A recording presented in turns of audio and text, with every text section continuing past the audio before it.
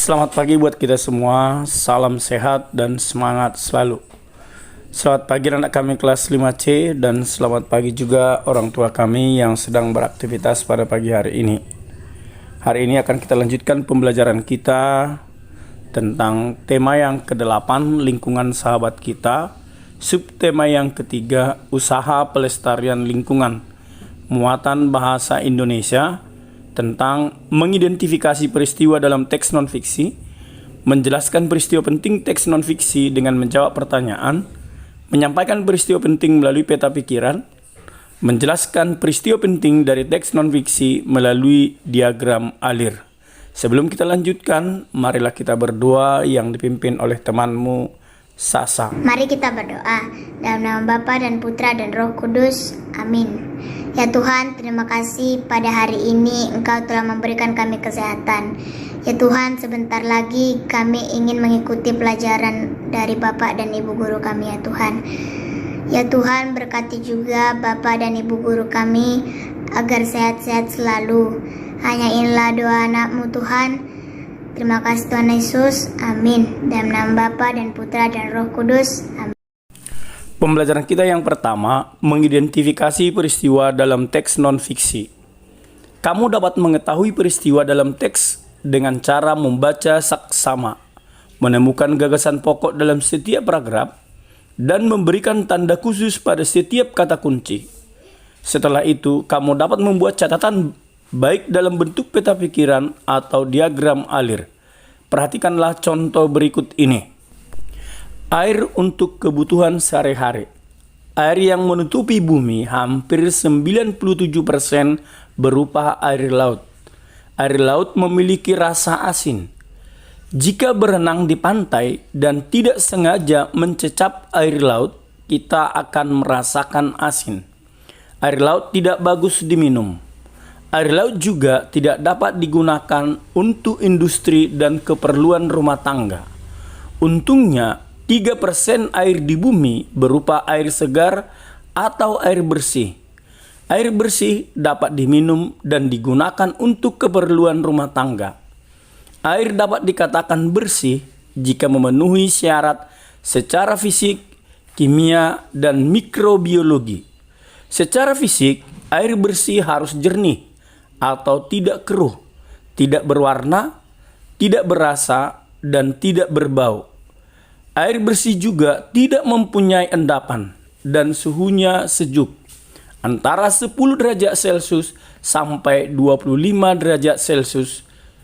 Secara kimia, air bersih tidak boleh mengandung zat kimia berlebihan dan zat beracun. Air bersih harus mengandung cukup iodium. Sementara secara mikrobiologi, air bersih tidak boleh mengandung kuman penyakit seperti disentri, tifus, dan kolera. Air bersih dibutuhkan manusia dalam jumlah yang sangat besar untuk memenuhi kebutuhan.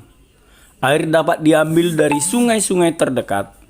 Caranya, air sungai dialirkan dan disimpan dalam tangki penampungan yang sangat besar. Kemudian ditambah sejumlah kecil gas klorin untuk membunuh kuman berbahaya. Selanjutnya, air dipompa melalui pipa bawah tanah menuju rumah penduduk untuk keperluan sehari-hari. Selain sungai, sumber air bersih juga didapat dari penggalian tanah yang disebut dengan sumur. Sumur dibuat oleh masyarakat sebagai sumber air untuk keperluan sehari-hari. Pada zaman dahulu, orang menggunakan timba untuk mengambil air dari sumur. Sekarang, masyarakat menggunakan pompa air bertenaga listrik. Air dipompa dan dialirkan ke atas melalui pipa menuju bak penampungan air, kamar mandi, serta dapur. Jika peristiwa dari teks di atas disajikan berupa bentuk peta pikiran, maka perhatikanlah bagian berikut.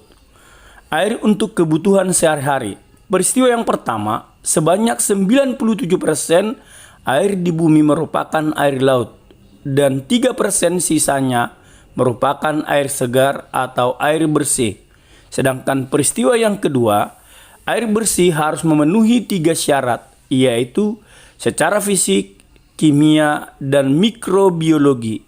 Sedangkan peristiwa yang ketiga, air bersih dapat diambil dari sungai-sungai terdekat untuk memenuhi kebutuhan. Peristiwa yang keempat, air bersih juga dapat diambil dari penggalian tanah yang disebut dengan sumur. Pembelajaran kita yang kedua menjelaskan peristiwa penting teks non-fiksi dengan menjawab pertanyaan. Dalam menemukan peristiwa yang terdapat pada teks, terlebih dahulu kita perlu membaca dan memahami isi teks dengan baik. Semua peristiwa tersebut dapat kita temukan dengan menjawab pertanyaan-pertanyaan yang diajukan. Salah satu cara membaca yang baik adalah dengan membaca dalam hati atau tidak bersuara. Ayo simaklah cuplikan teks berikut. Air adalah sumber daya alam yang sangat penting untuk menjaga kesehatan tubuh. Oleh karena itu, sebagai seorang yang akan selalu menggantungkan diri pada air, kita memang sudah seharusnya untuk menjaganya. Meskipun air termasuk sumber daya yang dapat diperbaharui, namun untuk air bersih, ternyata sumber daya ini tidak dapat diperbaharui. Keberadaan air bersih yang terus berkurang setiap tahunnya membuat kita terus waspada akan persediaannya. Untuk menjaga persediaan air bersih, kita mau tidak mau harus melakukan penghematan. Berikut adalah contoh membuat pertanyaan dan jawaban berdasarkan teks di atas. Pertanyaan, bagaimana cara menjaga persediaan air bersih? Jawabannya, melakukan penghematan air bersih. Pembelajaran kita yang ketiga menyampaikan peristiwa penting melalui peta pikiran. Peta pikiran merupakan cara mengembangkan kegiatan berpikir ke segala arah dan menangkap ide dari berbagai sudut pandang. Peta pikiran membantu menghemat penggunaan waktu dalam mempelajari suatu informasi. Berikut adalah contoh membuat catatan peristiwa pada teks dalam bentuk peta pikiran.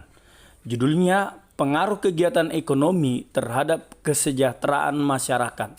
Peristiwa yang pertama, kegiatan ekonomi tidak terlepas dari kehidupan manusia.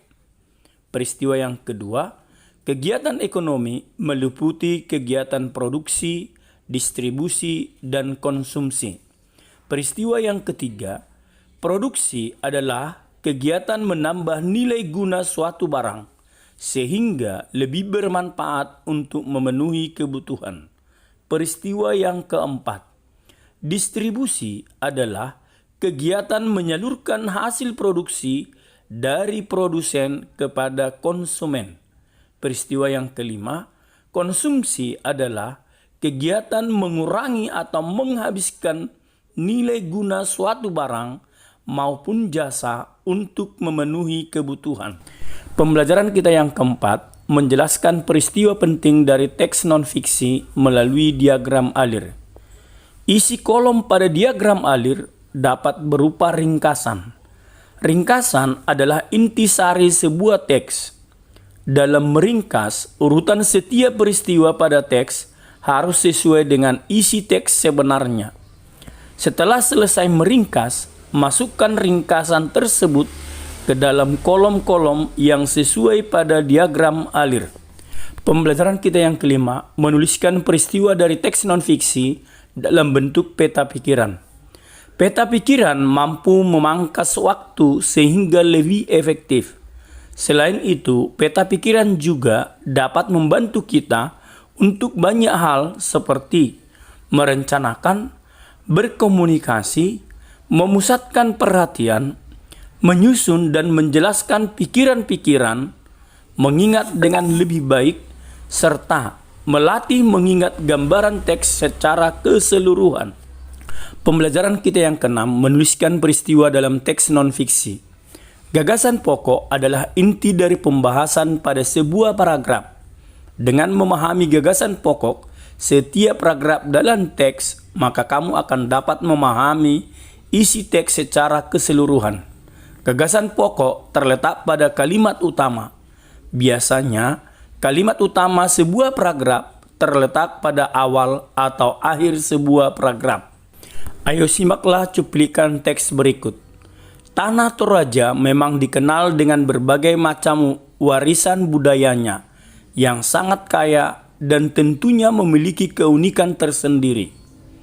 Warisan budaya dari Tanah Toraja berhasil dibuat menjadi sebuah bagian dari kegiatan pariwisata di wilayah Tanah Toraja. Hal ini membuat Tanah Toraja menjadi salah satu destinasi wajib yang harus dikunjungi ketika menyambangi Sulawesi Selatan. Informasi penting berdasarkan teks tersebut adalah Tanah Toraja memang dikenal dengan berbagai macam warisan budaya. Warisan budaya dari Tanah Toraja berhasil dibuat menjadi sebuah bagian dari kegiatan pariwisata di wilayah Tanah Toraja. Kalimat utama teks tersebut adalah Tanah Toraja memang dikenal dengan berbagai macam warisan budayanya yang sangat kaya dan tentunya memiliki keunikan tersendiri. Ini kalimat utama berada pada awal paragraf. Sedangkan gagasan pokok teks tersebut adalah Tanah Toraja dikenal dengan berbagai macam warisan budaya. Untuk memantapkan pengetahuanmu, kerjakanlah tugas pembelajaran berikut. Bagian yang pertama, teks dari Bu Pena 5D halaman 70. Pertanyaannya, tuliskan pokok-pokok pikiran setiap paragraf dari teks tersebut. Pertanyaan yang kedua, buatlah pokok-pokok pikiran ke dalam peta pikiran pada kertas HVS. Yang kedua, Bu Pena 5D halaman 82 nomor 1 dan 2. Ini adalah teks dari halaman 70 Bu Pena 5B, sedangkan pertanyaannya ada pada tugas pembelajaran. Ini adalah teks yang berasal dari halaman 82. Pertanyaan yang pertama, carilah ide pokok dari setiap paragraf pada teks tersebut. Pertanyaan yang keduanya, tuliskan informasi-informasi penting tersebut secara berurutan. Demikianlah pembelajaran kita pada pagi hari ini. Dengan harapan anak-anak kami semuanya mengerjakan tugas dengan tepat waktu dan penuh tanggung jawab. Terima kasih, selamat pagi.